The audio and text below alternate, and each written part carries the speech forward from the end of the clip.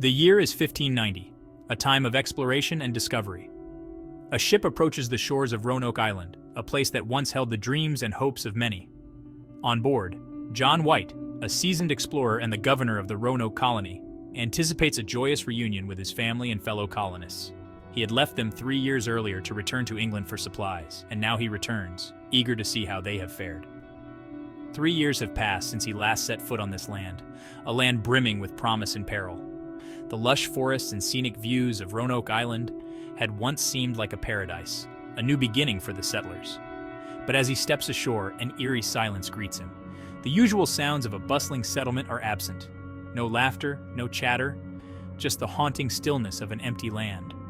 The once bustling settlement is deserted. Buildings are abandoned. Possessions lie scattered. The colonists have vanished. The sight is both perplexing and terrifying. What could have happened to them? This is the unsettling tale of the lost colony of Roanoke, one of history's most baffling mysteries. The disappearance of the colonists has sparked countless theories and debates over the centuries. Over 4 centuries later, the fate of its inhabitants continues to fascinate and confound historians, archaeologists, and amateur sleuths alike. Each new discovery, each new piece of evidence only seems to deepen the mystery. What became of the 115 men, women, and children who disappeared without a trace? These were people with hopes, dreams, and families. Their sudden disappearance left a void that history has yet to fill. Did they perish from disease, starvation, or conflict? The harsh realities of the New World were unforgiving, and survival was a constant struggle. Or did they manage to adapt and integrate into the surrounding Native American tribes? Some theories suggest that the colonists may have found refuge with local tribes, blending into their communities and leaving behind their old lives. The answers remain elusive, shrouded in the mists of time. The mystery of Roanoke is like a fog that never lifts, obscuring the truth and leaving us with more questions than answers. Join us as we delve into the enigma of Roanoke, exploring the historical context, examining the clues, and navigating the murky waters of speculation to shed light on this enduring mystery.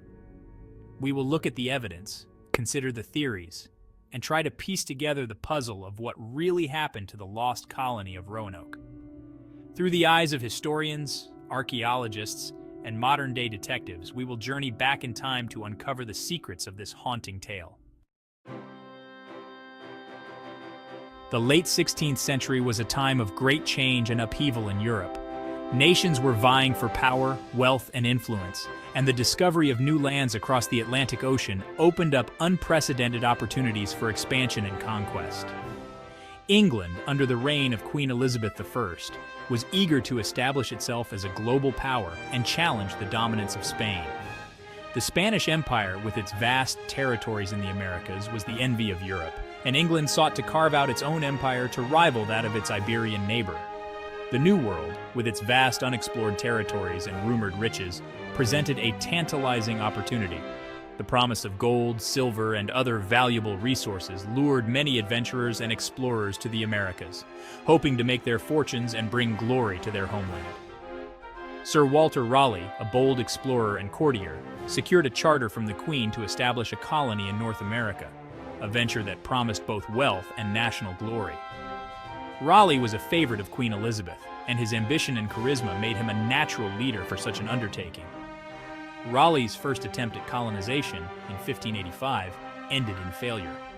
The settlement, located on Roanoke Island, faced numerous challenges, including a lack of supplies, harsh weather, and conflicts with the indigenous peoples. The dream of a prosperous colony quickly turned into a nightmare. The colonists, ill-prepared for the harsh conditions and hostile natives, abandoned the settlement and returned to England. Their return was a blow to Raleigh's ambitions, but it did not deter him from trying again. The lessons learned from this failed attempt would inform future efforts to establish a foothold in the New World. Undeterred, Raleigh assembled a new expedition, this time led by John White, a skilled artist and cartographer. White's talents were not just in navigation and map-making. His detailed drawings and paintings provided valuable insights into the landscapes and peoples of the New World. In 1587, they set sail for Roanoke Island, determined to establish a permanent English presence in the New World. This new group of settlers included men, women, and children, all hoping to build a new life in a land full of promise and potential.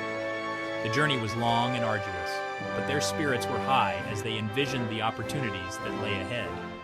Upon arrival, the settlers immediately set to work building homes and planting crops. They were determined to succeed where the previous expedition had failed. The colony began to take shape, and there was a sense of optimism and hope among the settlers. One of the most notable events during this period was the birth of Virginia Dare, the first English child born in the New World. Her birth symbolized the potential for a new beginning and the establishment of a lasting English presence in America. However, as supplies dwindled and tensions with the local tribes increased, John White made the difficult decision to return to England for reinforcements and provisions. He left behind a vulnerable colony, hoping to return quickly with the necessary support. White's journey back to England was fraught with difficulties.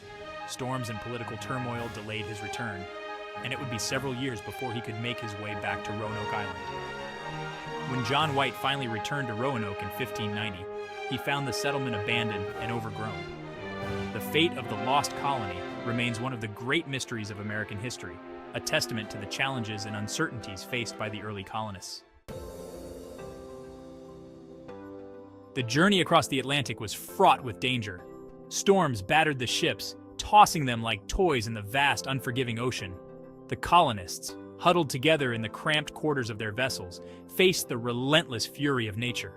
Waves crashed over the decks, and the howling winds threatened to tear the sails apart.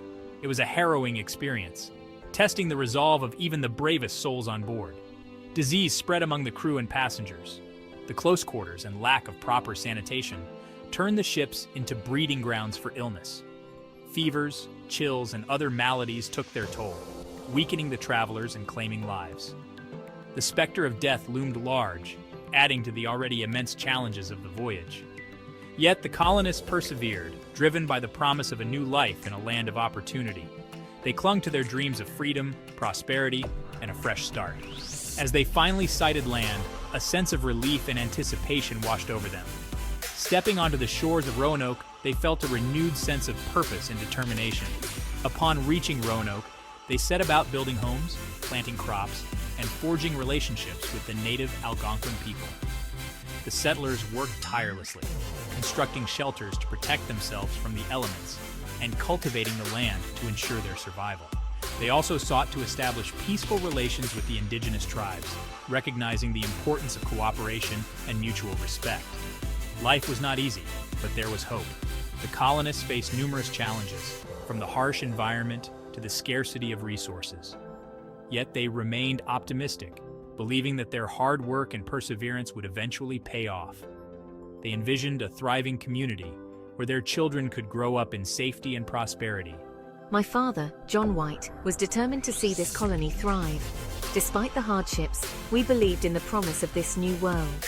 He spent countless hours planning and strategizing, always looking for ways to improve our situation. His leadership and vision inspired us all, giving us the strength to keep going even when things seemed bleak. John White's granddaughter, Eleanor Dare, gave birth to a daughter, Virginia, the first English child born in the New World. This event was a beacon of hope for the settlers, a sign that life could flourish in this new land. The birth of Virginia Dare was celebrated by the entire colony, symbolizing the beginning of a new chapter in their lives. My birth brought joy and hope to the colony, a symbol of our potential for growth and prosperity. The settlers saw in me the future of their community, a living testament to their dreams and aspirations. My arrival was a reminder that despite the hardships, life could continue and even thrive in this new world. However, their idyllic existence was short-lived. Supplies dwindled. The initial optimism began to wane as the reality of their situation set in. Food became scarce, and the settlers were forced to ration their meager provisions. The once hopeful community now faced the grim prospect of starvation and deprivation. Tensions with neighboring tribes escalated. The fragile peace that had been established with the Algonquin people began to unravel. Misunderstandings and conflicts arose, leading to skirmishes and hostilities. The settlers found themselves caught in a precarious situation, struggling to maintain their foothold in this new land.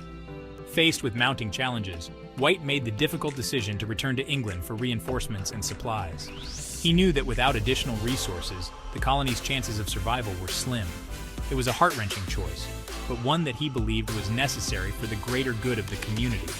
He left behind 115 colonists, including his daughter and granddaughter, promising to return as soon as possible. As the ship sailed away, the settlers watched with heavy hearts, clinging to the hope that White would return with the much-needed supplies and reinforcements. They knew that their survival depended on his successful journey and swift return. My return to England was delayed by the Anglo-Spanish War. For 3 long years, I was unable to secure passage back to Roanoke. When John White finally arrived in 1590, he was met with an eerie silence. The settlement was deserted. Houses stood empty. No trace of the colonists remained, save for a single word carved into a post, Croatoan. I was devastated.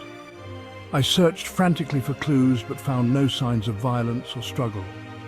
The colonists had simply vanished. White's worst fears were confirmed. His daughter, granddaughter, and all those he had left behind were gone. The dream of a thriving English colony in the New World lay in ruins.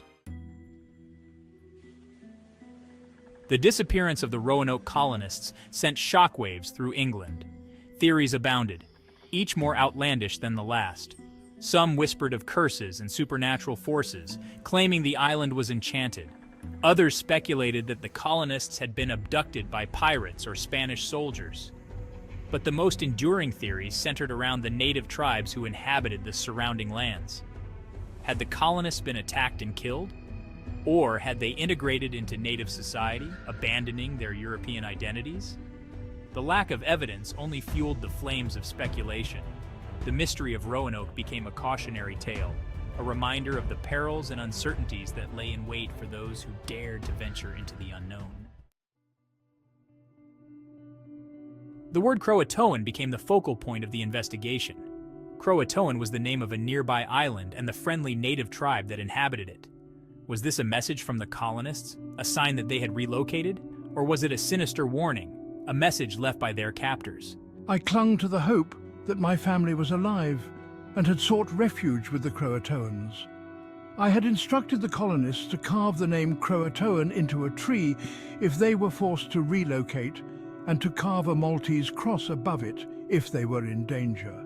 The absence of the cross offered a glimmer of hope, but it was a hope that would ultimately prove to be in vain.